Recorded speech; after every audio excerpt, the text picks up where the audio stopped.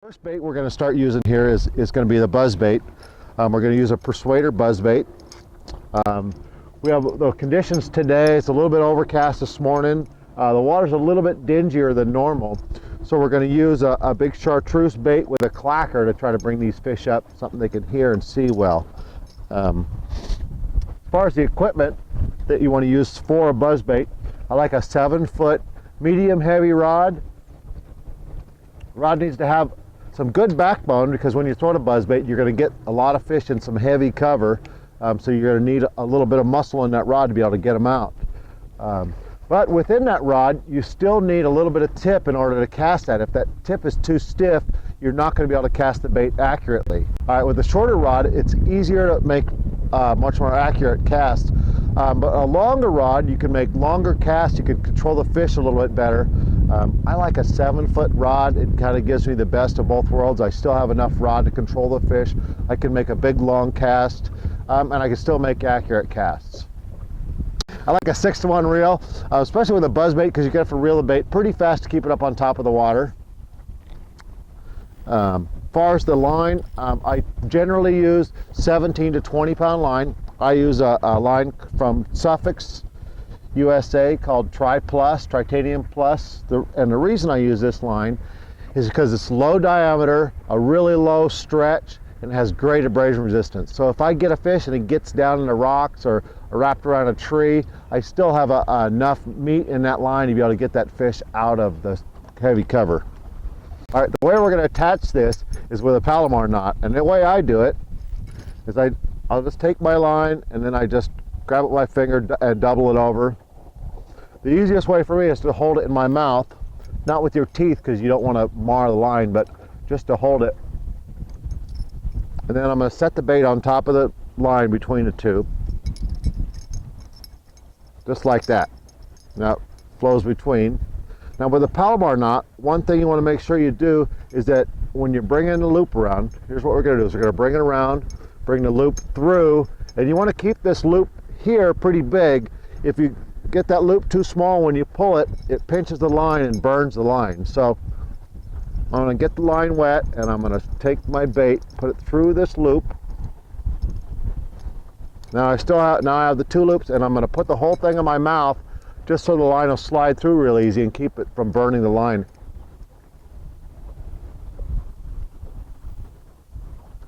And when you pull it through, you should feel it slide through nice and easy.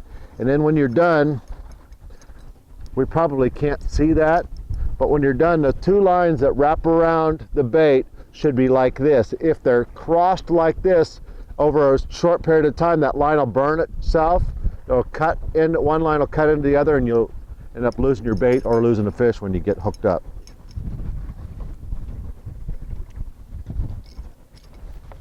Now, just about ready. Now, another thing you want to do is make sure you adjust your reel right so you get the maximum amount of casting distance with the least amount of bird's nests. So what I do is I'll open the bail and I'll tighten up the spool tension right on the side of the reel here, okay? And what that'll do is now it'll be tight and the bait won't move. And I'm going to back this thing off just to where the bait's going to slide down real nice and smooth. Now I'm ready. The spool's nice and tight. And throughout the day with the different changing conditions, we may change the reel settings so we can cast a little bit better. But let's fish. Key to throwing this buzzbait, because it's topwater bait, is to get it up on top of the water and to get it up on top of the water right away. So what I'm going to do is I'm going to make a cast, and before the bait hits the water, I'm going to stop the reel with my thumb and I'm going to start cranking. And what that does is it stops the bait and it gets it up on top of the water right away. So you'll notice, gonna do it out, throw it out, and right before that bait hits the water, I'm reeling. So that bait wasn't underwater even a split second.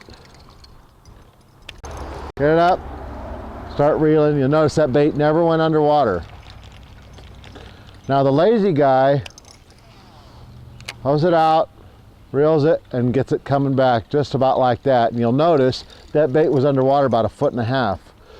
And a lot of times, well, when you're fishing a buzzbait, not a lot of times, we'll back up for a second. When you're fishing a buzzbait, you're fishing on top, and most of the time you're fishing really close to shore. You're fishing for those fish that are up aggressive, up chasing bait or eating crawdads or whatever they're doing. They're up and active right on the bank. So if you're not getting your bait up on top of the water, you're going to miss a few fish, and you're going to get less strikes. So you need to get the bait up on top of the water right away. Not a bait you really want to be too lazy with. And with doing that, when I'm casting a buzzbait, I'm doing a little underhand roll cast. I usually use 2 hands, and I roll it like this, or a backhand roll cast like this. And what that does is that either one, it has a low trajectory to the water. That was the backhand. The front underhand roll cast, like this, has a low trajectory to the water.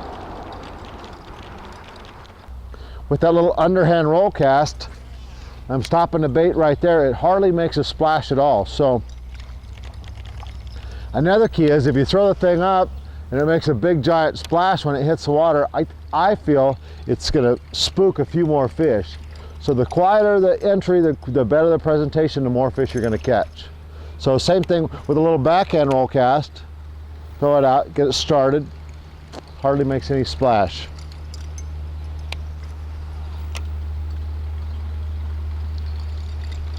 Now I'm left-handed, so that little backhand cast works good for me for getting around stuff that I can't normally get around. Generally when I'm going down the bank, I'm using the forward roll cast, and I use both hands. It's a little easier on my wrists, and I can roll it right under there, and I can cast all day doing that with a little less fatigue. I can just do that little roll cast. So, and the cast is, you'll notice that my wrist, that I'm not doing this, okay? My shoulder's not even moving, okay? All I'm doing is a little underhand roll cast. And all I'm doing is just flipping the rod out there. If you notice that with this cast, I can still cast a long ways, only with my wrists. See, I can put that bait out there 50, 60 feet effortlessly.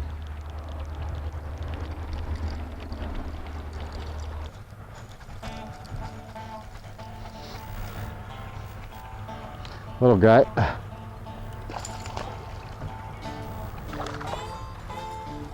Largemouth.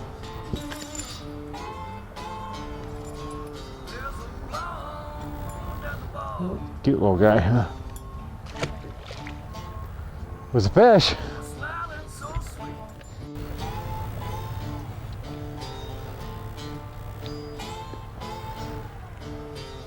Or a beaver.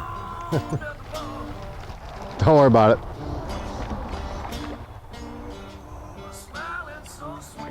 It looks like a spot. Film the splash, now stop. Okay. Oh, look at, he's just spit out a bunch of something. Cute little guy. Well, they're getting bigger, and isn't that sad? Now, if you can see, we're up here in the upper delta in the Sacramento River fishing for smallmouth. Now, if you can see the way the bank cuts in and cuts out and cuts in and cuts out, and if, I'm not sure if you can see it for the camera, but the current is changing with each little bend. And that's where these little smallmouth, hopefully bigger smallmouth, are gonna hang out in all these little bends. So that's what you wanna look for. If you're going down here and you just see a flat, straight bank, I pretty much stay off of those. You wanna look for the inside bends and something that's gonna detour the current where the fish can sit, because smallmouth, like the rest of the bass family, are ambush type predators. They're going to be sitting behind something where the current changes, where it's going to bring the bait to them where they don't have to swim too far. Just as we said that. Where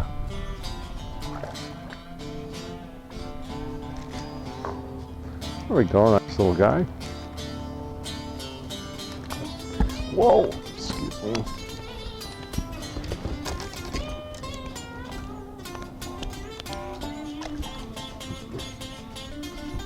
They're getting better.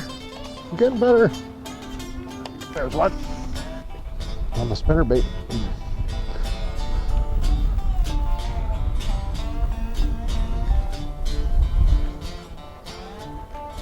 Now look where this fish is hooked. Even though it's not a big one, you can see that he is in the trailer hook. If I didn't have this on, never would have got him, and that's the way about 90% of these smallmouth are. So what I do on this is the best spinnerbait to use up here for these smallies. Southern Shad Assassinator Persuader spinnerbait. And I use a number 2 Eagle Claw Kale Series hook on the back. I use a spinnerbait grommet to hold it straight, and I make sure I hook the hook one point down and I leave all the hooks on it. And like I said, 90% of the fish are going to be on this treble hook.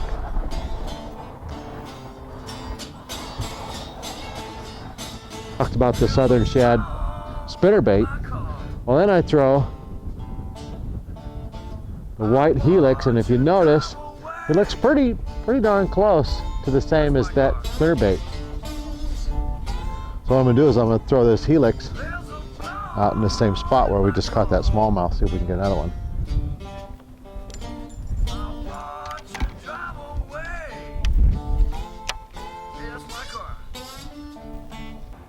There he is. A little better one. Oh, a lot better one. Look at this one. I knew there was one there. Whew. Now this is almost 3 pounders. Come on, buddy.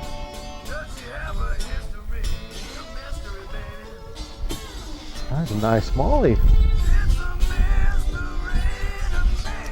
Oh. Be careful of them treble hooks. Yeah, that's a red eye too. Look at that.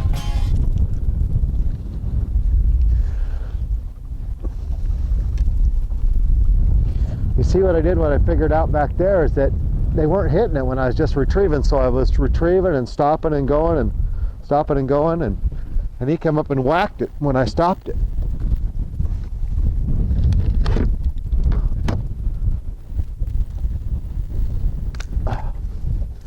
Nice fish. 2.5 pounder.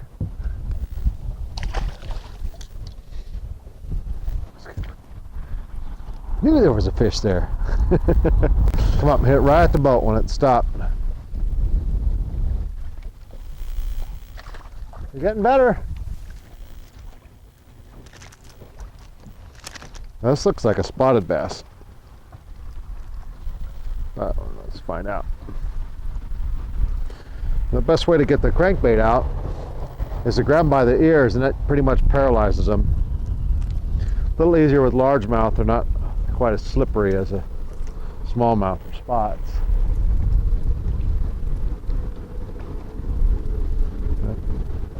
He has a little spot on his tongue, but he doesn't, but not really.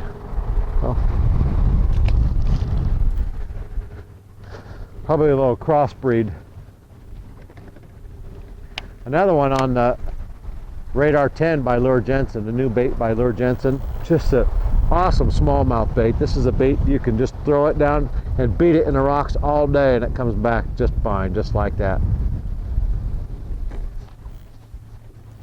So I think all the smallmouth except the one on the spinnerbait we caught on this one. Feels like a pretty good one. Nice smallie. There we go on the TD10 again. Oh, he's up pretty good. It scares me to grab these hooks.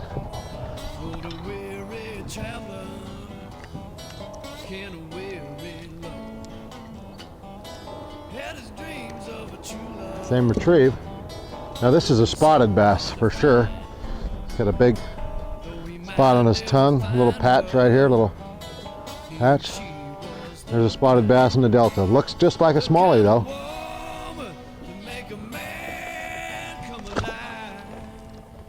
I'm cranking it down and stopping it, and he just bit like mush. Spotted bass though, for sure.